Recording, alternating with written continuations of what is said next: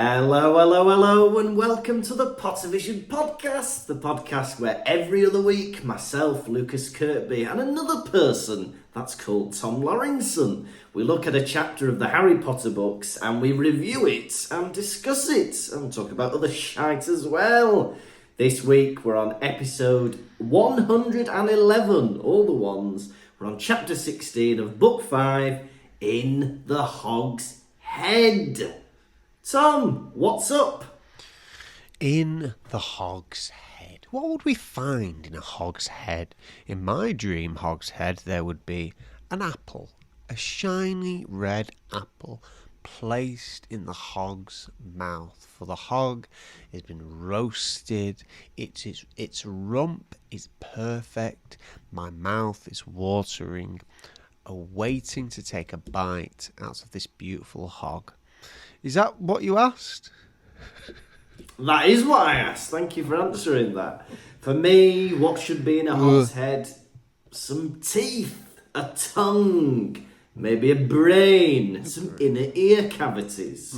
Yeah, a fully working hog. Why stop there? Nostrils. What about on the body of the hog? Skin, shoulders, spinal column. 8 nipples, trotters, knees. I'd be amiss without mentioning a curly tail, and while we're at it, a curly penis. Yes, a corkscrew knob. But enough of that. Starting with smutty pig references. How do you mean? I want to know how you are. Oh, I am Tom Lawrenson. I am a man who lives on planet Earth. I have 10 fingers, 10 toes, 2 eyeballs, a head of hair, a tongue. I have shoulders, I have a chest, I have an anus, I have a penis, I have a gut. Yeah, a big fat gut that everyone slaps about, everyone pushes on. Bit of fun in it, slapping the big fat man's gut. Well, it's not, because guess what? This man has got feelings. This man has got a brain, a heart. He loves, he cries. He is a romantic. Yeah. Is that what you asked? That is what I asked. I don't know how it's coming out at the end of the on your end, but I'm getting some very interesting answers back for these basic questions. Yeah. But a lot of people don't know is we're very similar, me and you, in the fact that 2 eyes, nearly penis, every body part you've shoulder. just mentioned. Yeah, exactly. Nearly every body part you've mentioned, I've got as well, and I've got my own version. Yeah. That's good to know. Anyone listening, you might be 111 episodes in thinking that me and Lucas are identical twins. We are not. None of our body parts are the same. I have blue eyes. Lucas has brown eyes. I have got long curly hair. Lucas has got jet black straight hair. I have got bulging muscles that would make Arnold Schwarzenegger's mouth water. Lucas is part robot. He has wires going through him. He has a mechanical frame. You can plug him into a mainframe and he can download you anything you want, if you catch my drift. Yeah, but beware, if you want to wire me up to an Apple product, you will need an adapter, because I'm not compatible without a dongle. Well, it's good to hear you're alright. I rang Tom for our scheduled call at, it's supposed to be at 3. I rang him a couple of minutes past, gave him a few minutes grace, and he's lying in bed. And for the next 20 minutes, I just got to see Tom's routine. He took me downstairs to the kitchen. I got to see him make himself a cup of coffee. Surprised we didn't see you brushing your teeth as well. Put my trousers on. Oh, yeah, putting your trousers on. And then setting up all your equipment for the pod. Because the thing is, I got up today at like 8 a.m. and I've done things all day. I got back in bed. I was like, I need a bit of rest. Sometimes bed comes a calling me. It comes a calling my name.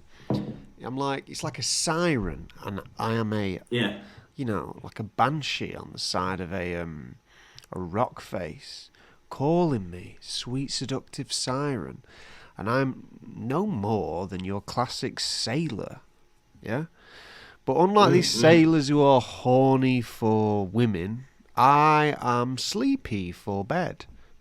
Huh? Yeah. So I walk upstairs, take off my trousers, and I climb in the bed in which I love. Sometimes I can drift off sweetly, sometimes not. Right? It's just part of my interest in life. Yeah. But, you know, it was lovely to get a glimpse into that. Your afternoon naps.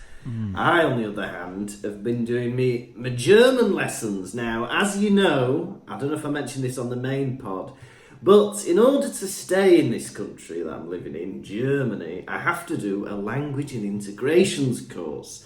And the one I'm getting free with work is 4 nights a week, and it's like 3 hours a night. And it's going to be a lot, right? But prior to this, I was set up to... Prior to this, I was doing online lessons and I'd subscribed to do online lessons. But because I'd had a break, I'd racked up loads of credits. And I want to use them all up before I unsubscribe from this thing. So in the Easter holidays, I'm signed up. It's about 40 lessons that I've not used up. So I'm like full-time studying German this week and next week. Wow. By the end of next week, you will be a German pro. You'll be like Hans Zimmer. You'll be like Christoph Waltz. Christoph Waltz. Other famous Germans can I think of? You'll be like Arnold Schwarzenegger. Joseph Goebbels. Why would you bring him up? I thought that's where you were going. Can't we go a week without you bringing up that atrocity, that bloody horrible regime? Jesus Christ. I thought that's where you were going with it. You're mad if you think that. Yeah. Hey, but I'll tell you what, we were doing it. So every lesson is with a different teacher and with different students. You just sign up to whatever topic you want to do. I like to follow the curriculum. But anyway, so there was, I think there was 3 of us in this one lesson, right? And one of them was a Ukrainian refugee, right? And there's a lot of them doing these courses because they've moved to Germany because of the war, and now they're trying to learn the language, right? But the whole lesson was about about culture and like going on holiday and stuff.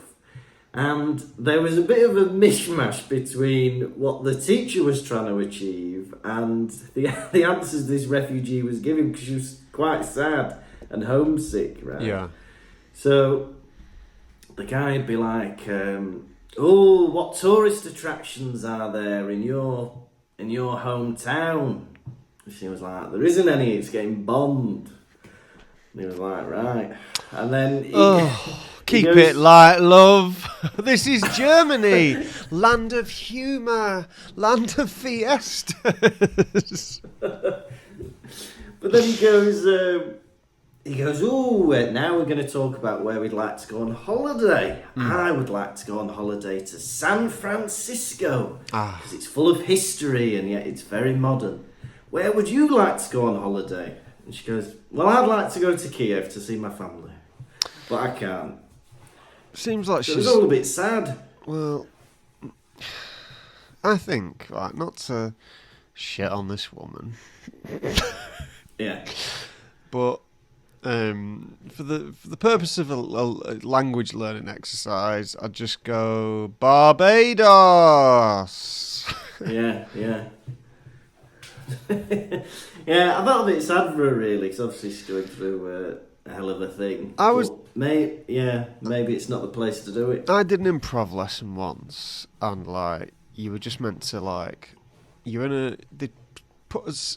It was like the first lesson ever, and they put us in twos. And what you're meant to do in this little game was you just meant to I I don't know what the hell we were doing, but just like say things to each other. Get into the habit of getting things off your chest and just like saying a sentence, them saying a sentence, yeah, just like imaginary stuff. And I said something like, randomly, oh yeah, in character or something, with this mad woman, this mad person. I was like, oh yeah, maybe we could go to a rave. We were meant to be planning something. Yeah. I was like, maybe we could go to a rave. And she had to stop. She goes, no, I won't be going to a rave because I'm 38 and that is not something I'm interested in. And I was like, oh, this is a bloody fun game, this is. I remember, I don't know if I can tell this story, but I'll change details. We were doing a workshop once. I don't know if you were in this, but I was doing a workshop and it was about like sharing things and stuff and personal experiences. And I was like, right, I want everyone to, share something that other people might not know about you. And this guy, he did this story about the time he did a crime that people didn't know about, and the fact that the police were called and stuff. And it was like, bloody hell, that's not, I think we were talking about, someone's got a scar, or someone's been on holiday, or can juggle 3 balls. But yeah, he got really serious and made everybody sad because of what had happened. And it's just not the vibe of the workshop. If you're interested, if you'd like to kill the mood, why not take in a beginner's improv lesson in Manchester? Comedy Sports, you could get 10 sessions or 8 sessions for about 120 quid or something like that. Yeah, you can just rock up and spoil the fun if you fancy. I know. And I remember someone talked to this bloke and he's like, well, I've paid my money so I can say what I want. It's like, well, you can't say what you want. Everyone else is paying money as well. They don't want to be hearing... Well, not just that, but like other inappropriate things as well. Isn't that my story, I've paid my money thing? I told you that. Well, if I've heard it from someone else who led the workshop as well. Well, I was in a workshop where we're going around a room and we're building a story together by saying one sentence at a time, yeah? A man did this, he went to the shop, he bought some beans, ba, ba, ba, yeah? And then when it got to this one person, he completely derailed the story by making it mental. So you building something funny, the beans fell on the floor, he tripped on the beans, a baby cried, whatever. And then it gets this man and he goes, and someone run in with a dildo and hits him in the face. And you're like, well, hang on. Yeah. That's got nothing to do with the beans here. And then, Chris Tavener goes to him, no, not that, say something else. And he goes, no, that's my answer. Someone run in with dildo and hit him in face. And then Chris Tavener goes, no, we're not doing that. He goes, you say something that blah, blah. And the guy goes, I've paid my money. I'll say what I want. And then Chris Tavener goes, yeah, everyone's paid their money and we're all trying to build something together. We're working towards making something good. He's like, nah. Yeah. That's how you're going to be. I don't want to do it. Yeah. Bloody hell. You can't say what you want no matter how much you've paid. I think people in comedy nights think that as well. They think because they're paying money they can shout out and join in and heckle. But it's like everyone else has paid for the ticket. They don't want to hear you being not very funny. Mm.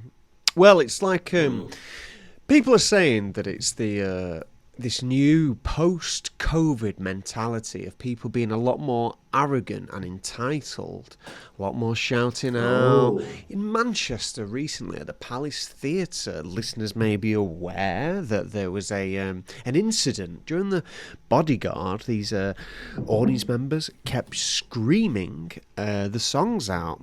Screaming, so much so they had to stop the show and ask them to leave. On their way out, they were stealing crisps, and one of the audience members punched another audience member in the face twice. Bloody hell! God, imagine that, throwing somebody out. Well, I'm taking these prawn cocktails with me. Have you seen any of the clips or videos? No, but I'd love to. It sounds fantastic. So imagine Someone singing beautifully. And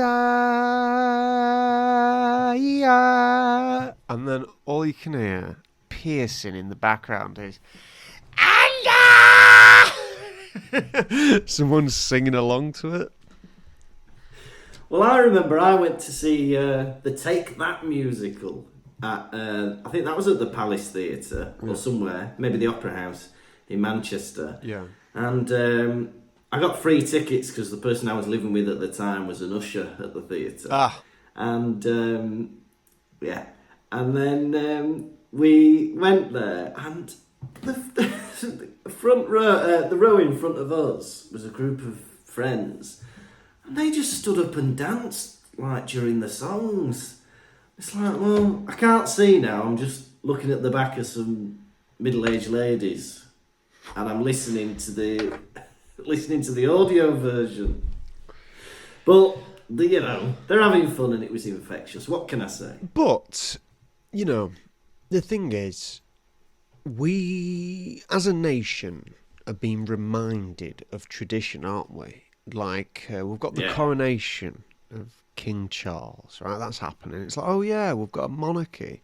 There's going to be a coronation. Like, wow, this is Britain. It's wild. We do things. And in the same vein, should we take certain things like interruptions at a theatre back to the olden days? Should we, like, the question on everyone's lips is, should these people, should they be hung, drawn and quartered? I think so. Public humiliation is at an all-time high, right? Gone are the days where you can just be a cunt in public and no one take any record of it. Now, everyone has a video camera in their pocket. I know, it's hot, Well, it might be a good in a way, because it might stop people from being, what's in public. 'Cause I think you never know when something might be caught on camera. I don't think today Cat in the Bin woman would do Cat in the Bin. I think she might be more aware of cameras in today's modern society. There's certain videos which I think are like, I don't know, me videos, and there's you videos in terms of viral videos. And Cat in the Bin woman is a Lucas Kirkby video. Definitely. Yeah, I do like that one. Me and Martine have been rewatching... oh no, there's been a plane crash in Tanzania into a lake. We've been watching that one on repeat. That's a good one.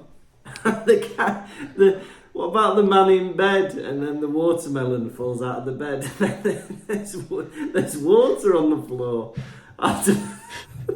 Even just talking about that one makes me laugh. It's very, very random. Do you know that? Do you know there's a plane crash in Tanzania, man?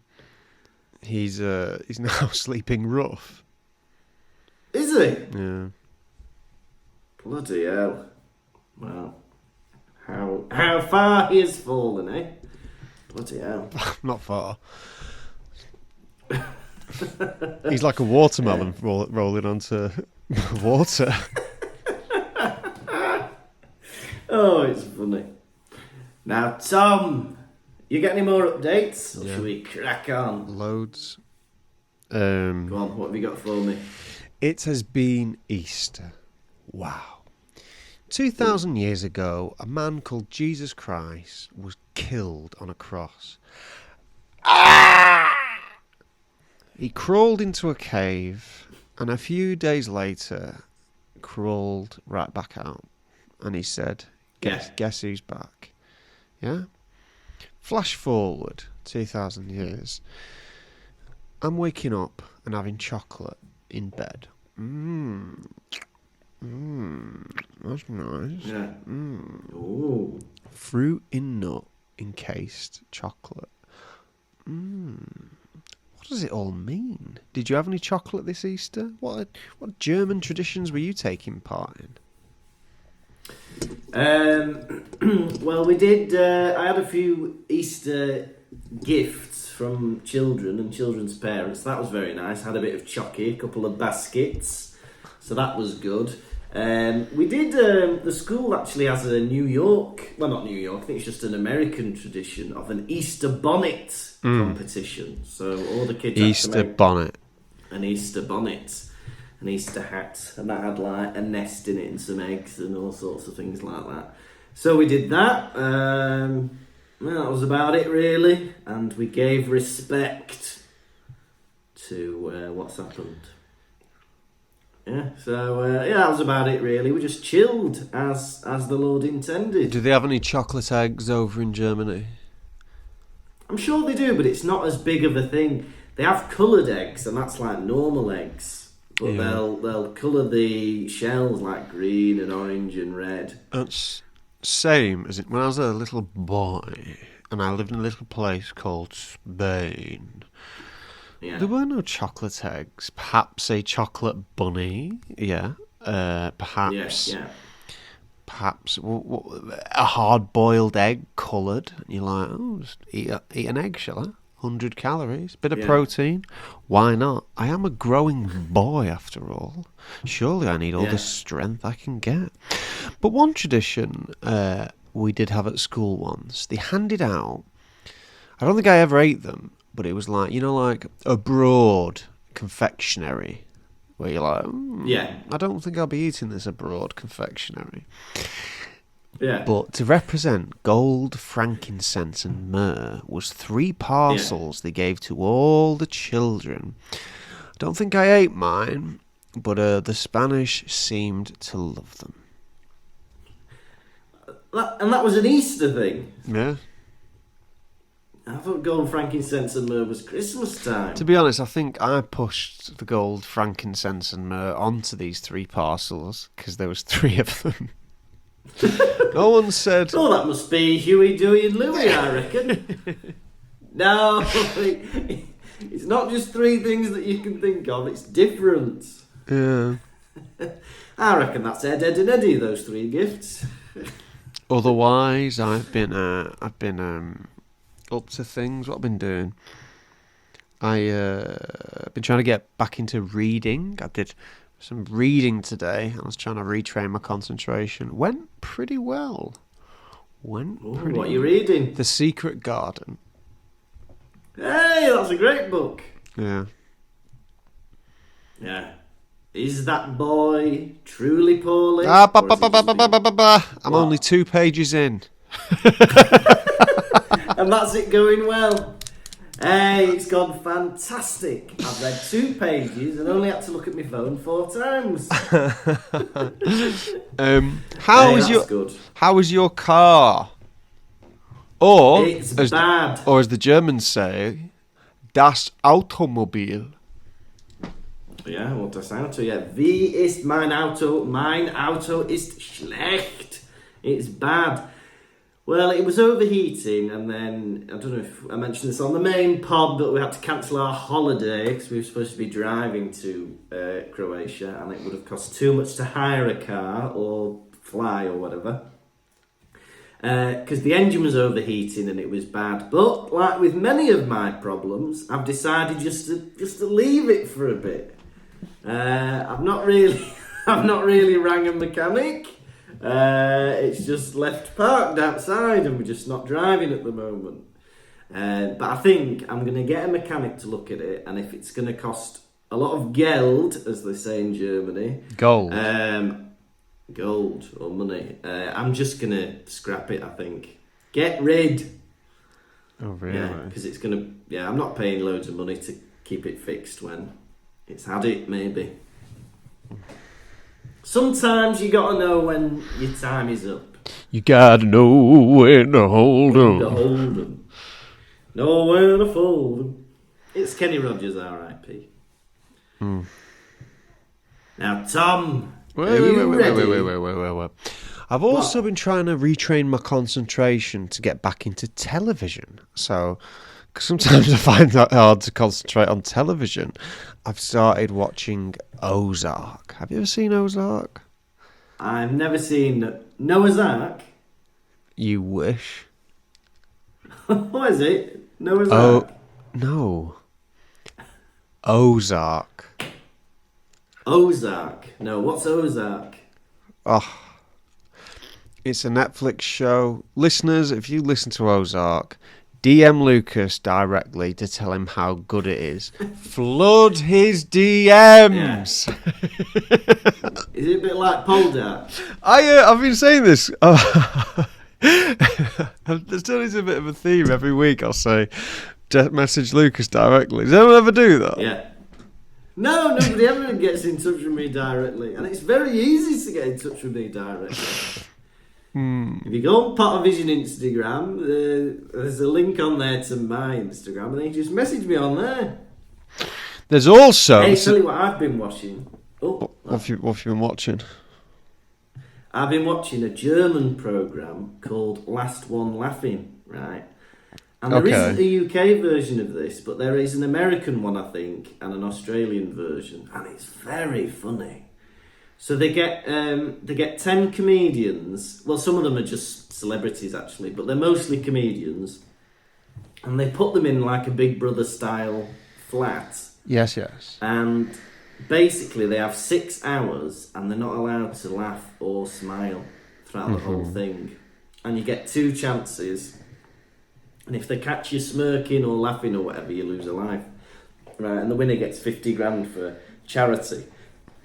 It's really funny, and they all come in with they get to fill a locker with props like silly wigs and stuff, and so you're all milling around the flat, and then if someone wants to perform, they hit a gong, and everyone has to sit down and watch a performance, and you're not allowed to laugh, but it's bloody funny. I don't think me and you would last around on that programme. No, I don't think so. No, it'd be really difficult. Even if they said to you, Lucas, if you last one round, €1 million for you, which is I'd really struggle, I think. Roughly 900 grand to the UK people. Yeah. But like, imagine you go in, right, you sit down, outcomes. But they got to a bit at the end where it was the last 2 people surviving, and they weren't laughing at anything, right?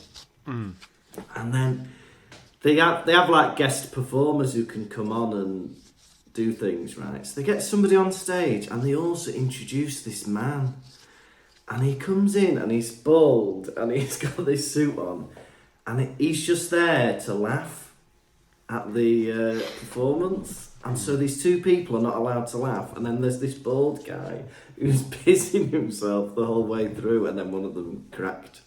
But he was very funny. Just a bloke laughing. Well, that'd be heartbreaking. Yeah. It lasted all that way, and then they bring in some bald bloke laughing. Oh, it's very good. Yeah, but Last One Laughing. Yeah, very good. I went to Chester on Saturday. Oh, did you? Have you ever been to Chester? Many a time. A lot of my family live in Chester. What a romantic, picturesque, perfect city. Yes, a Roman town, and it's kept a lot of its architecture. It's very lovely, Chester. There's a wall that in like the city's wrapped in that you can walk around. It's amazing. Yeah. Well, Chester is Roman for city or town, something like that, or settlement. So a lot of towns that have Chester at the end, Manchester, Winchester, Chichester. Have you noticed there's a Manchester, but there's not a Boychester? Yeah, I've noticed that actually. There's not a woman Chester either. They need to rectify that. But I went to Chester. Lovely little day out. Me and Lucy went before. I had a gig in the evening. Yeah. Nice little day out, moseying about, bank holiday weekend. Started getting harassed at one point. Oh no! I was walking down the street and a bloke just starts shouting at the back of my head going, TikTok! TikTok! And I can't turn round to that. Yeah. He runs after me and he taps me on my shoulder like that. And he gets a photo with me. And then that happened again. Same bloke. No, different one. But let me tell you this. Otherwise, paid 170 quid to have that chimney fixed. It's still wet. That's good. It's nice that I think every workman they pass my number around, take the piss out of me. That's good. Yeah. How's your flat? How's your flat? Is it all perfect? It's all lovely. I mentioned maybe a few weeks ago that there was a little corner of black mould in the bathroom, but I've learnt my lesson and my technique was fantastic. I sprayed it and left it, sprayed it and left it, sprayed it and left it, and then sprayed it and wiped it. And months later, none of it has come back, I'm glad to say. So a successful mould story at last. Did you ever know that you're my mould hero? You were the black mould beneath my Chester. Exactly. Yeah, Chester drawers. Yeah. So, yeah, very good. Yeah, the flat's lovely. It's very, it's small and manageable, which is nice. It's nice not having a house anymore to look after. Now it's just a flat, and the two of us get on very nicely with it. So, Tom, are you ready for a chapter rundown of In the Hog's Head? Yep, let's get it over with. Chapter 16, In the Hog's Head. They want to have a meeting with everybody who might be interested in Harry doing some lessons. He's going to do a school for defence against the dark arse.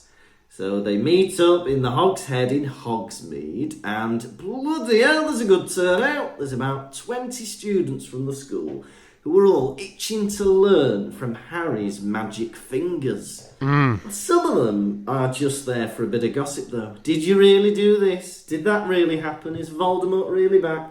Yes, yes, and yes. Anyway, they all think it's going to be a great idea to meet up, but they need to think of a location. More on that in the next few chapters. Otherwise, Hermione has noticed that Cho Chang was staring lovingly into Harry's eyes, and Ron finds out, and Harry finds out, that Ginny's got a boyfriend called something else, Zachariah or something. Maybe it's a different name. And that was in the Hog's Head. What a chapter, do you agree? Yeah, man. Yeah? What a chapter. Yeah.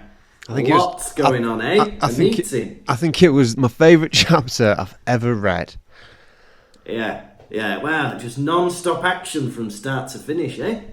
Yeah. 2 weeks have passed since Hermione last brought up Harry teaching some sort of defence against the dark arts session. It's quite the ego boost, really, isn't it? To be suggested that you should do such a thing, especially if you are Harry Potter, an already very egotistical boy. That would be like someone asking me to give beautiful lessons, or if someone asked you to lead a lesson on pulling silly faces. Exactly. All you do, quick tip, if it doesn't hurt, you're not doing it right. You've got to really test the limits of your own face. Have you seen that image of the Queen, God rest her soul, at like the world champion gurning competition? I think so. Does she pull her face? No, she's just looking at a man like a man. So they've all got to put this big like thing over the top of them, and then they pull like a disgusting face. And a man's pulling the face at the Queen, and she's just like. Like, why am I here? Like, how is that landed up? Mate, it must be because it's like one of the oldest traditions or something. So they have to like keep it going. But it's rude, even if you are, that is your job, to pull a funny face at the Queen. It's just disgusting. Well, we've got all sorts of like weird old competitions in the UK. There's worm charming, where you have to like play music and wait for the worms to come up out of the ground. There's cheese rolling as well. There's all sorts of rubbish. It's Britain. Yeah. Or like bog snorkeling as well. That's another one, isn't it? Going through mud with a snorkel. Yeah. But yeah, Harry has been asked to teach other children his own age. And it's strange teaching people your own age or older. I remember when I used to teach improv from like the age of 19, 20. And sometimes you'd be teaching people in the 60s, and I'd always feel a bit odd about that. Yeah. A bit like, well, you know, what they might think, what can he teach us or whatever, I don't really know. It definitely took a bit of getting used to, and I think sometimes it took people a few sessions with me to like realise that I didn't know what I was teaching about. Well, it's the classic saying, isn't it? You can't teach an old daft dog new tricks. Yeah. Yeah? Well, I'm going to try, alright? I'm going to try and teach you old daft doggies a few new tricks. What was the last thing you taught an old person? Maybe how to do a long form improvisation, so how to do like an hour long thing. Having said that, I did walk past these two old people today, and I did pull horrible faces at them because I was trying to cross the road, and they weren't getting out of the way on the pavement. Like I was on the road, and I needed to get onto the pavement in front of me. Yeah. They were just moving so slowly. They weren't that old, this duo. And then so I pulled. Oh, did you? Proper gun. Yeah. But the thing is, in life, that is to be expected. Don't get out of the way, you're going to pay. Yeah. If you're not going to get out of the way of some young man trying to get on the pavement, you're going to get this. You're going to get a nasty look and maybe a glare as well. Yeah. I'm interested in seeing Harry's teaching style. You know, will he be more of a visual teacher? Will he be more practical? Will he have a slideshow with the learning objectives on? Will he, if anything, be like my geography teacher from high school? Will he be wearing a thong? What? How did you know that your geography teacher was wearing a thong? That was the rumour. Mr. So-and-so wore a thong. If you went to Bispamai, you can corroborate that claim. Did Mr. Emery wear a thong? Get in touch, answers on a postcard. Get in touch. Bloody hell. I don't think I could concentrate on Oxbow Lakes if I had in the back of my mind that the teacher was wearing a thong. There were many boys in primary school, or some in high school, some little scroats, who would come in sans underpants. Did we speak about this last week? Yeah, we talked about this in Double Vision. Yeah. If you want to hear more about... little boys not wearing underpants. But yeah, you can sign up for £4.50. And I can't think of anything more vulnerable than just walking around without underpants. What if you're... That's scary, isn't it? What if you... I don't know, just ass on fabric, alright? Penis on zip, okay? Not my favourite, but if that's what you like, then that is what you like. And God forbid the worst happens and you have an accident, there's no barrier between you and the outer layer. Oh. Oof, scary stuff. But hats off to you. If you're not wearing any underwear, hats off to you. You are a braver man than I. Yeah.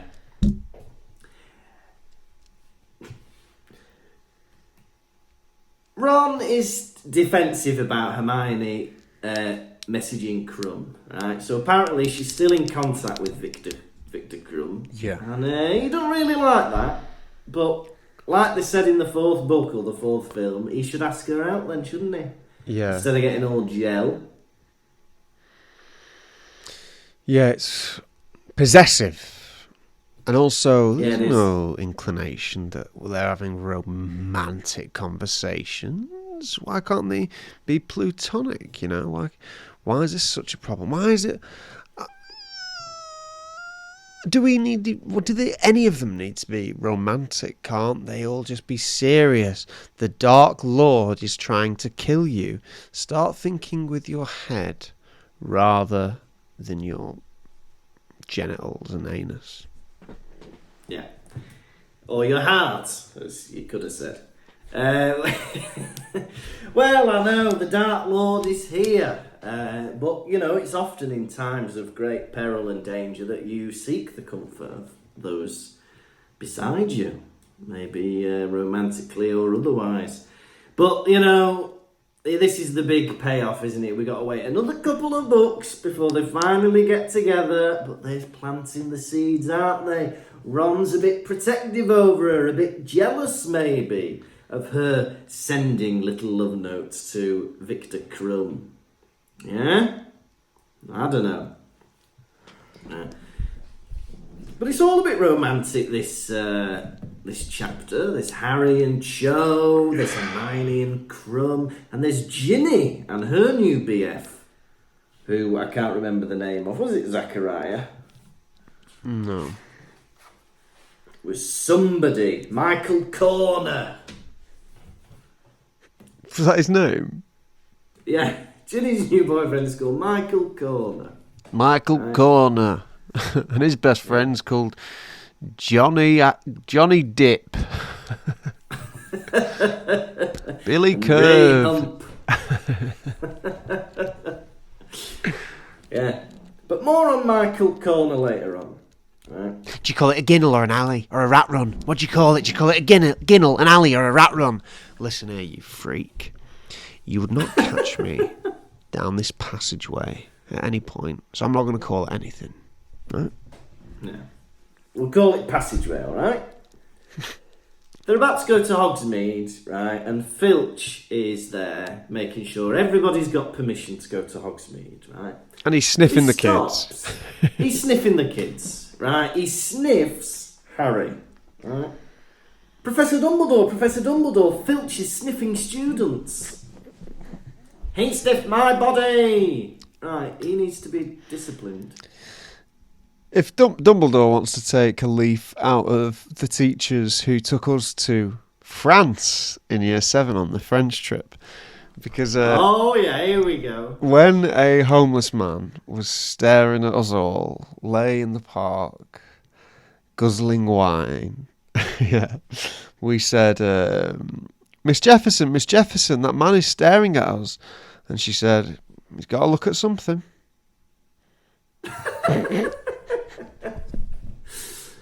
Professor Dumbledore, Filch is sniffing the students. Well, he's got to sniff something. He has not got to sniff anything, Professor Dumbledore. Right? Look, you can see his nostrils flaring from the tower. Get him off. Yeah. There's no need to sniff, right? If he wants sniffing, he gets a sniffer dog.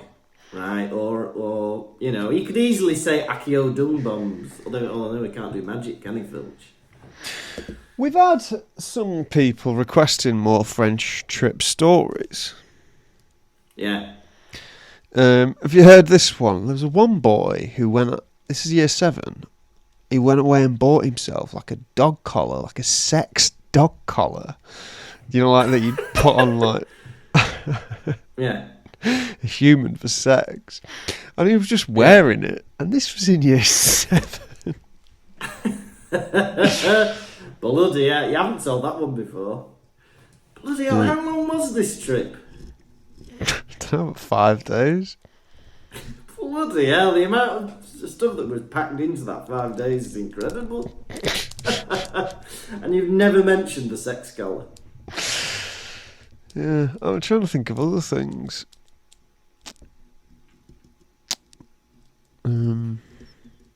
Yeah, we went to Paris with school, but we were all just very good.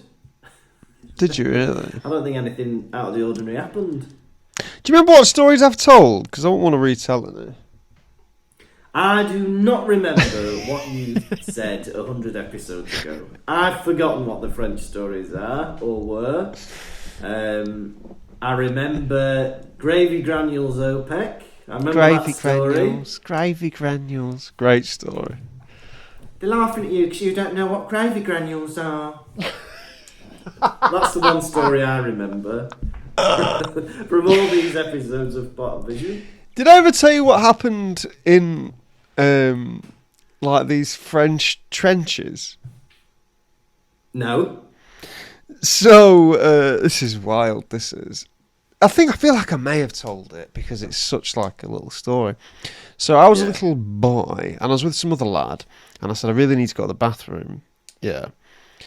And he said, "All right, I'll keep watch." And I'm in the trenches, these dig dugouts, this like, you know, on the beaches, the beginnings of where Saving Private Ryan is filmed, right? Oh, yeah. I am in this little concrete shelter that's been built for war, and I am, for lack of better expression, I'm having a wee. Yeah. Yeah. And this other lad, so I finish, and this other lad goes, "Okay, now you watch out for me." Yeah. He starts having a wee. And immediately, people start coming towards us, and I bottle it completely, and I run off. Instead of going, wrap up, I just leave, yeah. This girl, with one hand, then goes into the... where he'd been, this enclosure, I forget what it's called, this dugout. And she goes, "Oh, it stinks of piss!" God. You've not told that story before. Yeah. Bloody hell. And that was the first time I think I'd ever met anyone with one hand. Oh, she only had one hand. Yeah. I thought the story was that with one hand she went into the into the dugout. No. She's... Oh right, she only had one hand. She had one hand. Bloody hell. And I bet that was the one that was pinching her nose. Ooh. Well, it had to be, didn't it? Yeah. Yeah. But yeah. Bloody hell, eh? We went out and we bought like a load of confidential items that you can't buy. I was dreaming about one of these items last night. A flick knife that was also, that was, instead of a knife, it was a comb. Yeah, bloody hell. It's weird, like, they don't seem to have the same rules in European countries that they do in the UK. In the town centre in Fulda, there's a gun shop and you can buy guns. And like, I think most of them are like air rifles and stuff, but it's just there and they're all displayed in the window and you can just turn up and buy one. And we also went out and bought a load of firecrackers, yeah. Oh, yeah. Bought a load of firecrackers and we thought, this will be genius. We'll put them all in a bin, and then when the bin is taken to the dump, it will go through flames at some point, and that will scare someone. Right. What were we thinking? We threw our money away. Hey, we'll put that in the bin and then we'll imagine what it's like when it arrives at the dump. That'll be good. We could have had the same effect not putting it in the bin, if you wanted to just imagine that. Oh, that'd have been good. Very good. Hey, I tell you where I did go last week. We went to a museum and they were like, "Hey, we've got Oatsy or Urtsy or something." DJ Oatsy. And it's like, do you know? No, not DJ. Hey, baby. No, that's DJ Oatis. Anyway, Oatsy or Urtsy or whatever is like one of the oldest human bodies ever or something. It's a bit like Cheddar Man or Lindau Man. And we were like, bloody hell. And it was in like this big like airlocked cage that you could only look through one of the windows of. Then later when I googled it, it said that he'd been in Italy for the past 40 years. So I don't know if it was true that it was actually him or whether it was fake. Because it was a bit unusual that he was there and nobody was looking at him. But they were like, "This is him!" Claiming it was the guy. What a strange story. What does it all mean? It was DJ Otis. Hey, I tell you what, I warned you about this last week. When Hermione said the V word, Voldemort, last week I said, you watch, she'll be saying it every bloody 5 minutes now, she said it once. And it's true. Yeah. She can't stop saying it, scaring everyone. Just because you can say it doesn't mean you should say it. Yeah? Yeah. Think. There's words I can say that I shouldn't say. Yeah. The acronym you need to remember is think. T, is it true? H, is it helpful? I and N, something. K, is it kind? And if one of the answers is no, don't say it. Alright? I think N is needed.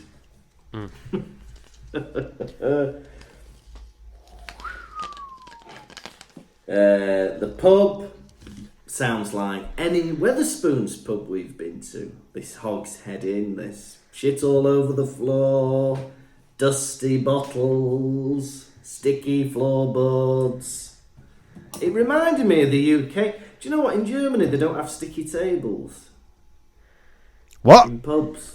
What? They're missing out. Back in the UK, nearly every pub has a sticky table, doesn't it? Do you know why that is? It's because waitstaff in the UK do not have the care to properly wipe down tables. It's like they're just doing a little... It's like they might as well, instead of even pretend to wipe it down, just wave a little magic wand at it. Instead of just this thing that they do with a damp rag sometimes. Oh, brilliant. Yeah. I know. Well, whenever you put your arms on a British pub table, you think, well, this could be any concoction of old dried up sticky liquids. Oi! What? Go on. What else did you want to say? What else did I want to say? So the barman's Dumbledore's brother. Am I right? I don't know about that. I think that's right. I think it's Aberforth Dumbledore, which we'll be hearing more about in the 7th book, I believe. But yeah, well, there was a bit where they're on about the people that are in the pub, right? And they're going, oh, there were people looking really dodgy. There was a woman in a long veil, and you could only see her eyes. It's like, well, hang on, that might be for religious reasons. Well, there's no reason that she's a weird witch. It was very odd. Have you seen this woman who keeps antagonising the King's Guard at Buckingham Palace? No. There's this lady, and she's come up on my feed quite a lot, but she keeps antagonising. You're not allowed to touch the reins of a horse that's part of the King's Guard.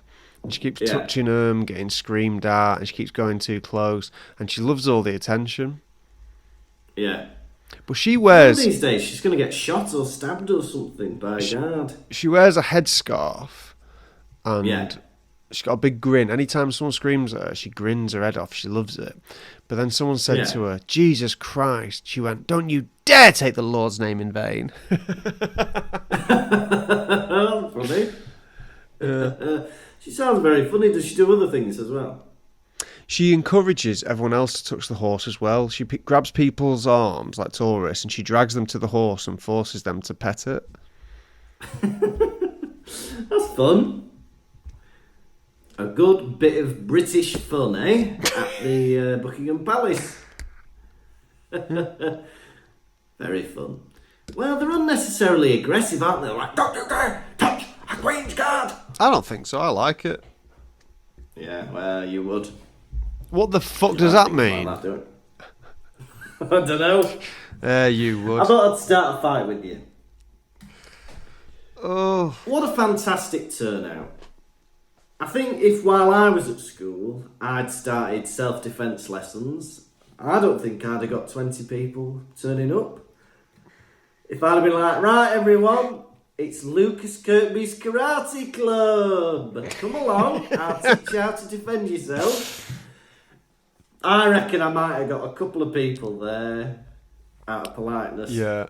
Do you know? That's about it, really. Do you know how you would have been able to get a full room if you were already a karate like brown belt or like purple belt? Yeah. Like Harry is. Yeah, that's true. I've not actually defended myself in any situations. Yeah, exactly. If instead it was like, right, Lucas Kirkby's bum wiggling lessons, I think you'd have a few lads there. Oh, God. Yeah, we'd pack out the hall. Definitely. Hey, we'll have to have the big room next week, miss. It was absolutely packed. Yeah, £1 to go, and you can even get one-on-one feedback. Does it need a bit more hip action? Do you need to be wiggling your tongue a bit more while you're doing it? What angle is your top half meeting your bottom half with?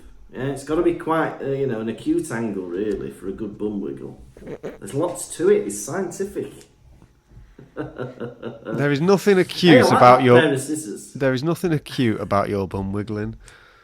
It's obtuse. But yeah, what a turnout. I think Harry, that must massage his ego as well, the fact that so many people turned up. Yes. Yes.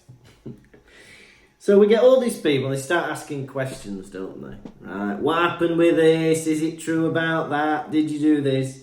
And one of the people who asks is Susan Bones, the niece of Amelia Bones.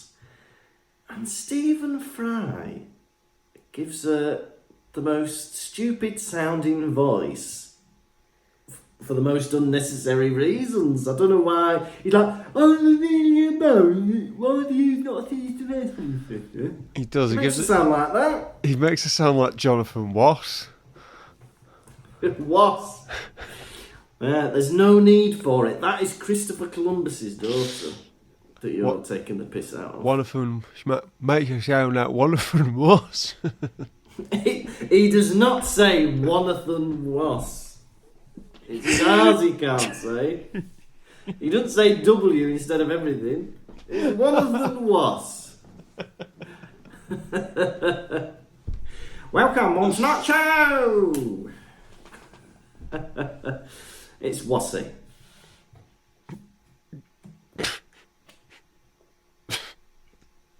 What else have I got? Fred and George threaten to shove a metal rod up Zachariah Smith's ass. That happens. You going to jail, Zachariah Smith and, and Fred and George. Hey, I like that Ginny's coming out of the show. They kind of explain it away later. They're like, oh, well, she used to fancy Harry and now she's got over him. She's not so shy in front of him anymore. She even does an impression of Umbridge in this chapter, which I thought was very funny. She does the hem. A bit Get of everyone's attention. a bit of personality coming out of Ginny. Thank God, it only took 5 books. Finally, we're getting a bit of the real Ginny. But, I mean, imagine being the youngest. Because all the other Weasley boys, they're all older than her. And they're all, like, quite dominating characters, aren't they? Like, Fred and George are a nightmare. Percy's a nightmare. Bill's got his own thing going on. Charlie's got his own thing going on. Ron's Ron. And then you've got Ginny, who probably can't get in a word edgeways.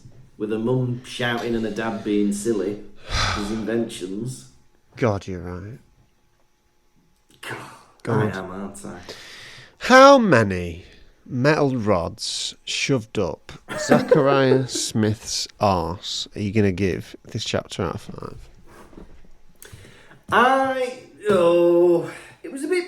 It was boring, but in a good way. I quite liked reading it. No, it was boring, but it was short. Thank you for that, Yeah. J.K. Rowling. It was alright, this chapter. It was good, a bit of like romantic stuff going on. Things with Harry and Cho slowly developing. This idea of Dumbledore's army coming together. I quite like the way it's going. I think we do have to get used to the fact that this book is slower paced than previous books and it's longer. I'm going to give it 3 metal rods up Zachariah Smith's ass out of 5. Fantastic. For me, This chapter was tantalising. It was enticing. It was any other word that would match nicely with those two. Had everything that you wanted from it, child romance. And for me, had more, the things I'm into. Maturing. Taking things into one's own hands. Meeting below a pub with some friends, some well-wishers, some people a bit sceptical of you. I love this chapter, and I can give it no score lower than 5 metal rods out of 5. Fantastic! Right, are you ready for quiz? Yes. Quiz, this is your quiz. I'm the quiz master, you are the quiz boy. I'm the quiz master, you're the quiz boy. Quiz master, quiz boy, quiz. Question 1. What did they vanish in Transfiguration class? A chicken. No, it was mice. Question 2. What is the joke shop called in Hogsmeade? Zonkos. Correct. Question 3. What is the name of the rude Hufflepuff? Zachariah Smith. Correct. Question 4. The Ministry has an army of what?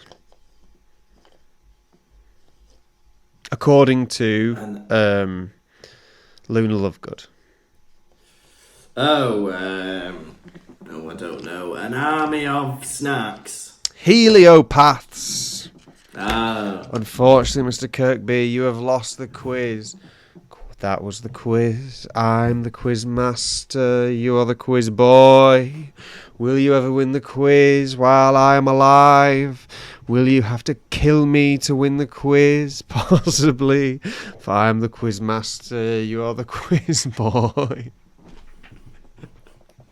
Now, Tom, are you ready for the nation's second favourite segment? It's Hedwig's Droppings. Yeah, we're not alluding to owl poo. We're not alluding to ploppings. We mean the messages you send in when we allude to Hedwig's Droppings.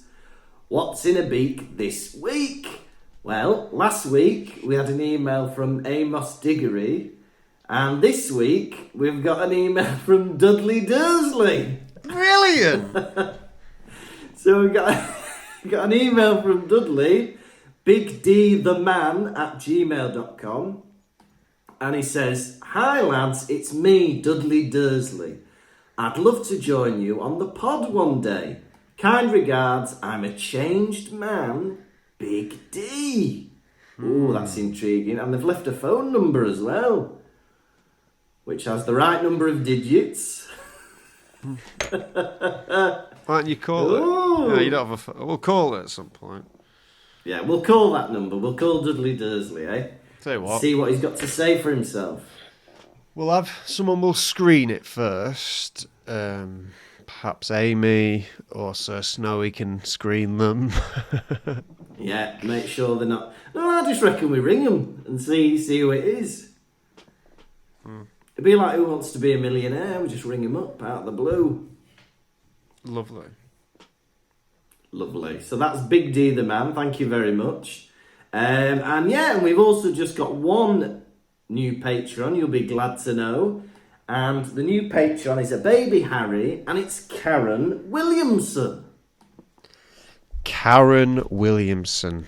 God, the years have not been nice to you the past, say, 5 years with all this Karen business we've had online. And that's your first name.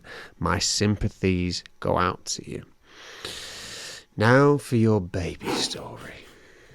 Karen, you are the child of a milkman. This milkman is doing his rounds. Unfortunately, he has to take you with him for some reason. And he has to feed you along the route. You're lay between your daddy's legs, and he is warming some milk in a sandwich bag under his armpit. Once the milk is warm, he pours it into your mouth. What a treat for the daughter of a milkman. He stops off at one of his destinations to deliver some milk. He gets off the milk float, walks up to someone's front door, places the milk down on their doorstep, but unfortunately there is some ice. He falls, slides backwards and bangs his head on some paving slabs. He is unconscious. Some neighbourhood cats have crawled on to the milk float, and they have smelt the milk around your mouth. They are now scratching at you. Oh, cut. Ah! Cut. Ah! Who is round the corner with an air rifle? Me. I point the air rifle at the milk float, but I've been a bit wavy. I've had some medication that was not intended for me, and I am swerving. I'm swerving.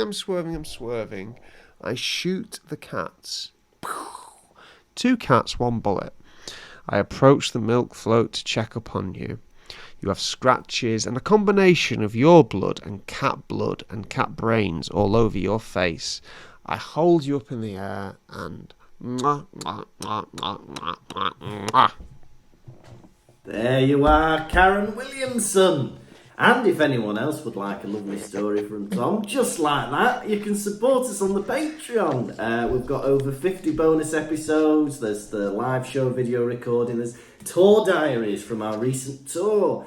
And we've recently been doing the new memoirs from Tom Felton, Beyond the Wand. So we're doing a 2-part special all on his new autobiography where he's talking about all things Harry Potter, being on set and all that stuff. So that's a good bit of fun.